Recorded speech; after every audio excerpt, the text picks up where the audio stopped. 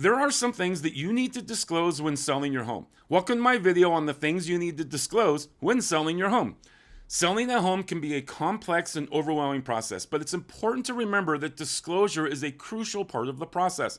By disclosing certain information to potential buyers, you can increase trust and transparency and help prevent any legals or disputes in the future.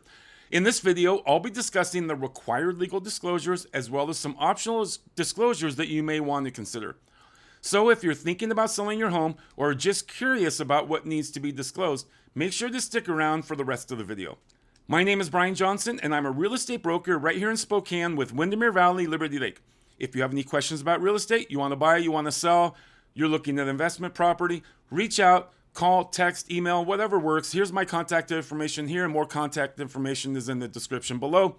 I love working with my YouTube clients because we all seem so well aligned with each other and we already get along by the time you call me because you've watched my videos and you know about me. But anyway, I just wanted to put that out there. People call me all the time from YouTube, and really it's really a fun transaction for when you guys do that. So there are several required legal disclosures that you must make when selling your home. It is important to remember that these disclosures are required by law. And failure to disclose this information can result in legal issues or disputes down the line, and it happens all the time. First, if your home was built before 1978, you are required to disclose any information about lead-based paint. This includes providing a lead-based paint disclosure form and any available records or reports on the presence of lead-based paint. Lead-based paint can be harmful to humans, especially children, and children tend to put peeling paint in their mouth. So it's important for potential buyers to be aware of its presence in the home. Additionally, you must also disclose any information about the home's location in the flood zone.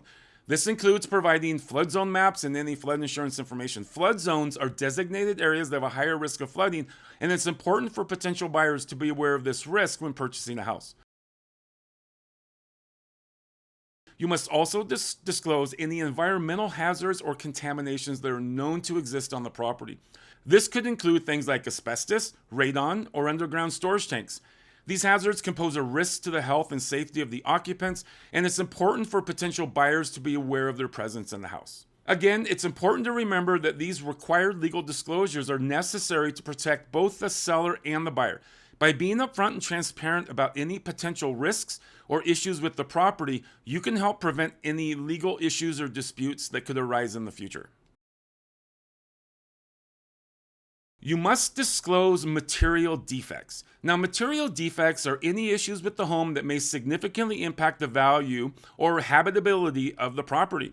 As a seller, it's important to disclose any material defects that you are aware of to potential buyers. Examples of material defects would include structural issues such as cracked foundation or termite damage, major mechanical issues such as a faulty heating or air conditioning system, health and safety issues such as mold or electrical hazards. It's important to note that the presence of a material defect does not necessarily disqualify a home from being sold, but it's important for potential buyers to be aware of these issues so that they can make an informed decision about the property.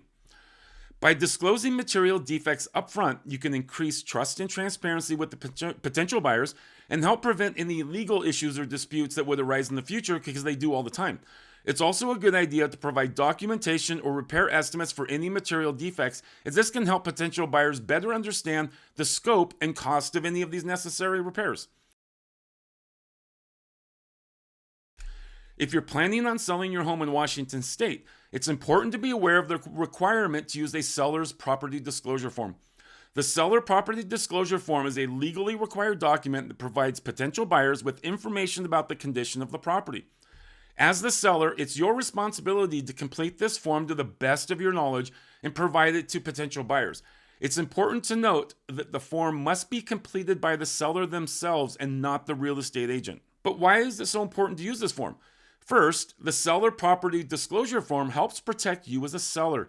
By disclosing any known defects or issues with the property, you can help prevent any legal issues or disputes down the line. It also helps protect potential buyers by providing them with important information about the condition of the home. This allows them to make an informed decision about the property and any necessary repairs or updates. So overall, the seller property disclosure form is an important tool that helps ensure transparency and fairness in the home buying and home selling process. So if you're planning on selling your home in Washington State, make sure to complete and provide a seller property disclosure form to potential buyers. If you guys have any questions about documents or required disclosures, or if you want to sell your house, buy a house, my contact information is here and below in the description. If you're looking for an agent in Spokane, call me. If you're also looking for an agent anywhere in the US, call me and I can help you find an agent. I work with the top 1% of agents in all areas, and that's who I can find to work with you. Thanks for watching.